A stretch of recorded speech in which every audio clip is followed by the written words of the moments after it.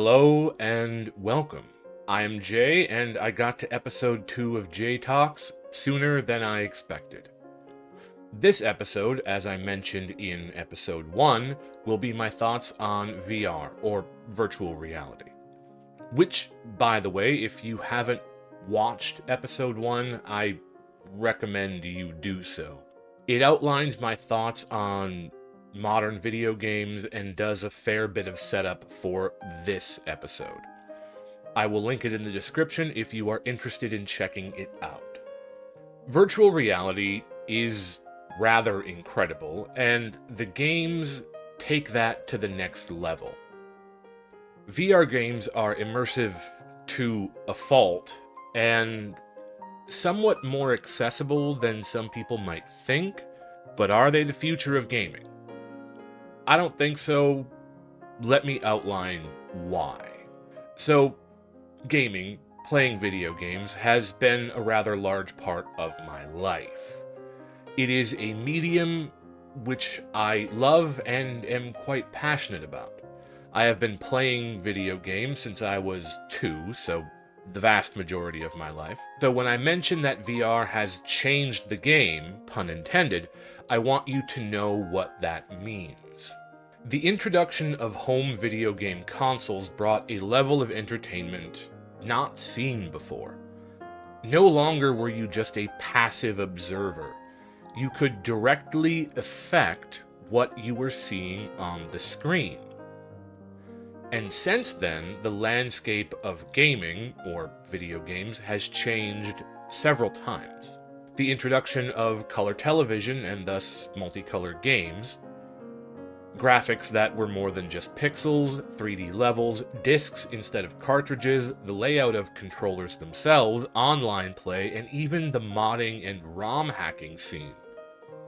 I have lived through all of these things, and VR is hands down the largest leap in immersion that I have ever seen. It trumps almost everything else combined.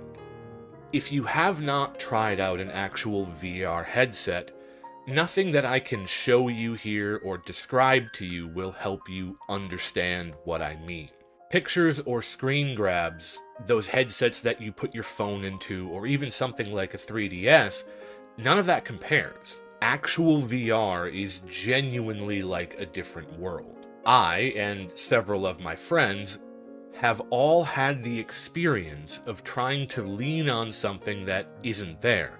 It exists in the virtual world, our eyes can see it, and because we are so immersed in what we are trying to do, we attempt to lean on a table or a box or even the wall, only for it not to be there and for us to stumble into something that is actually there and hurt ourselves. This also leads to movement being somewhat sickening and disorienting when you're wearing one of these headsets. Whenever I introduce somebody to my VR headset, I always make sure to put a hand on their shoulder, because when they try to walk for the first time, their body inadvertently tries to correct what their eyes are seeing, and they lean forward and almost fall down. So I've learned to hold on to somebody's shoulder when they first try these things out. Once you get over all of these hurdles, it really becomes a one-of-a-kind gaming experience. VR makes you feel the game like nothing else. I have reviewed 2 VR games. I plan to do more, but that's going to be in the future. I have titled these 2 videos thus: So You Want to Be a Blank. The reason for this is that a first-person VR game genuinely makes you into the thing you're playing. You feel like you are that thing. They are definitely the future, but as I mentioned, I kind of doubt they will completely replace regular games. At least not for a very long time. Not just for older games that you still want to play, or for purists who insist on playing games in 2D, but simply because of the limits that are involved in virtual reality. Some people don't have the strength or the stamina to play VR games. If you have sensory issues involving wearing a headset, or if you have trouble using your hands, For instance, I played a VR table tennis game. One match I played was against a person who was having trouble playing because their hands didn't function properly. He tried to play and had some success, but it was difficult for him. Those are not the only reason. There is just something about leaning back in a chair and chilling with a controller in your hand that VR can't replace. They are two different experiences and both have their place. Still, the benefits of VR are so vast that it is easy to see how it is growing in popularity. What was once thought of as something of a gimmick is quickly becoming a household staple, and not just for gaming. There are other benefits that VR headsets bring past just that. Apple's new $3,500 headset has an insane array of features, none of which, in my opinion, justify that price tag. But it is easy to see how those features on that headset could help people in various industries. For instance, the Apple headset can take three-dimensional pictures. Doesn't seem like a big deal, but I was discussing it with my stream chat. By the way, I stream 3 times a week. Monday, Wednesday, Fridays, 3 p.m. Central Time. In case you want to, stop by, say hi. But I was discussing the headset with my stream chat, and one of my viewers, individual by the name of Death to Fools, pointed out that a professional photographer might find this feature really useful. Hiring a photographer with one of these headsets that can take three-dimensional pictures for a wedding or graduation shots, or anything that you kind of really want professionally done, say family photos, that could be a rather large draw. It would also help some people with business applications as well. You could quite easily replace a laptop with one of these and have a USB keyboard to compensate for the lack of a keyboard. It is smaller, more compact, and easier to carry than most laptops, and with some practice it would be rather simple to use. To bring it back around to gaming, the headset in question sports some of the best pass-through on the market. Imagine an AR game, augmented reality, played in your living room. Maybe a game of paintball. The headset tracks your eyes and your opponent's position, and with just a few finger movements you can aim a shot, and you can use the furniture and the walls in your house as cover with one of these headsets on. I'm kind of ashamed to say that that sounds incredibly fun. On top of that, something with that sort of technology could easily be used to train military, police officers, or even firefighters on how to do their job more efficiently. All that being said, it's still over $3,000, which is pretty limiting for the majority of us. You can get a PC and any other headset for that kind of money. So what if you don't want to spend that on a headset? Well, there are other options available to you, going from $300 all the way up to around $1,000, not counting the $3,500 Apple one. Facebook, or Meta, has jumped into this industry hard, too hard if you ask most people, buying up Oculus and trying to make the metaverse. Make of that what you will. Sony is expanding its VR catalog with PlayStation VR 2, an upgrade to the aptly named PlayStation VR. Both Valve and HP, Hewlett-Packard, have their own headsets, and there are a few others out there.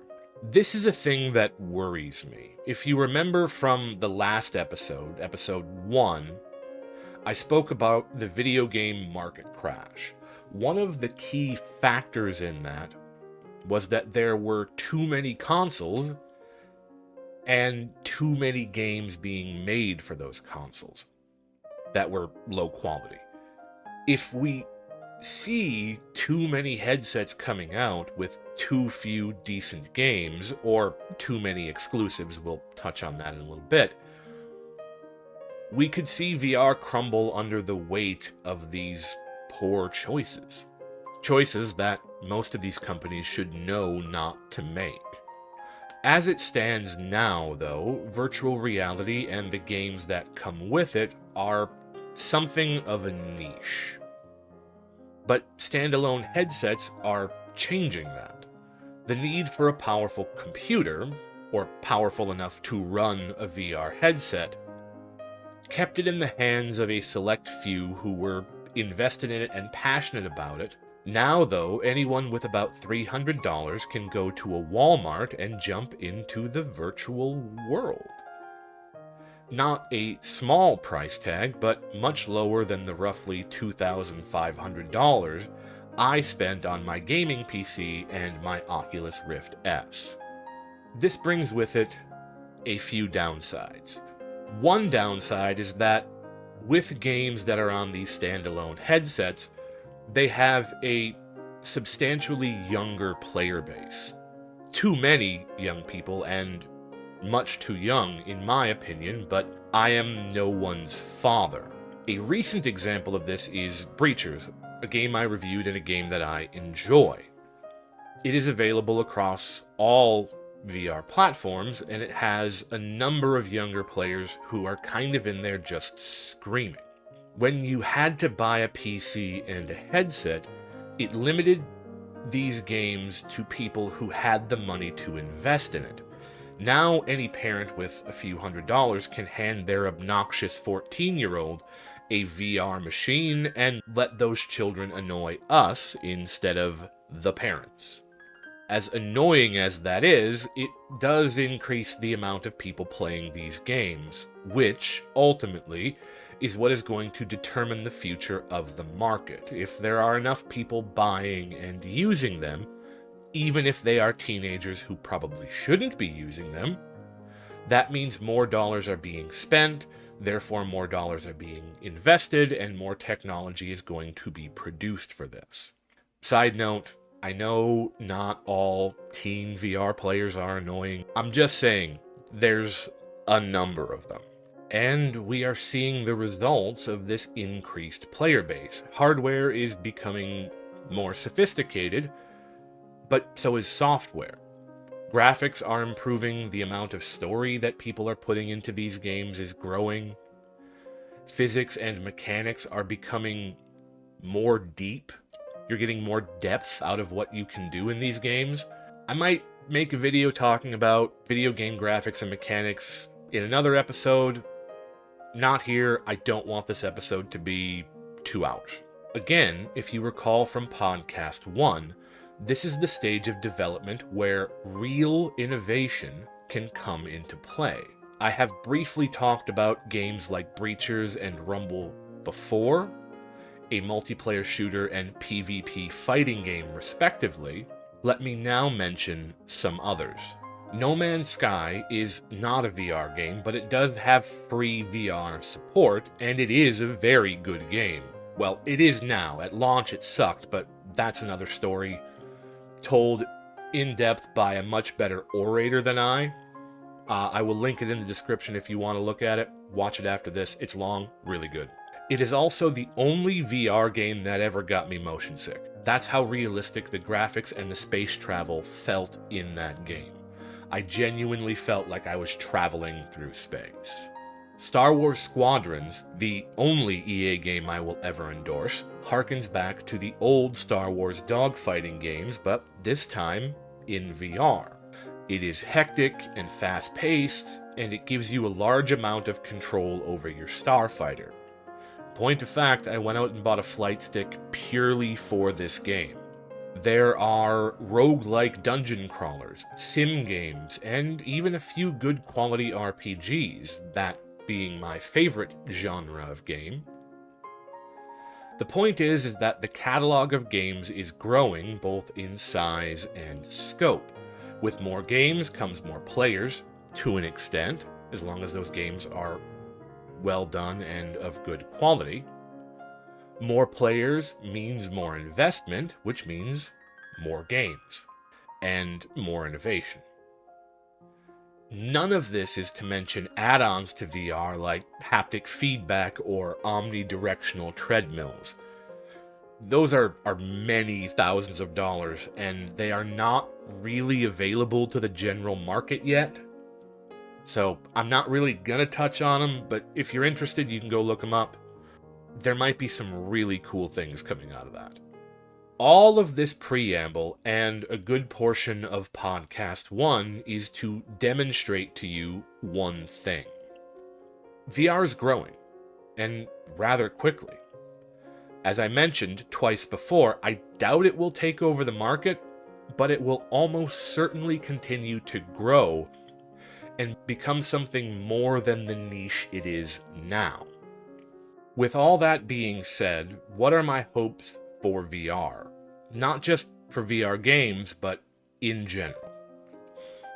Well, affordable headsets that work cross-platform. We do have those now, but it definitely should be expanded upon.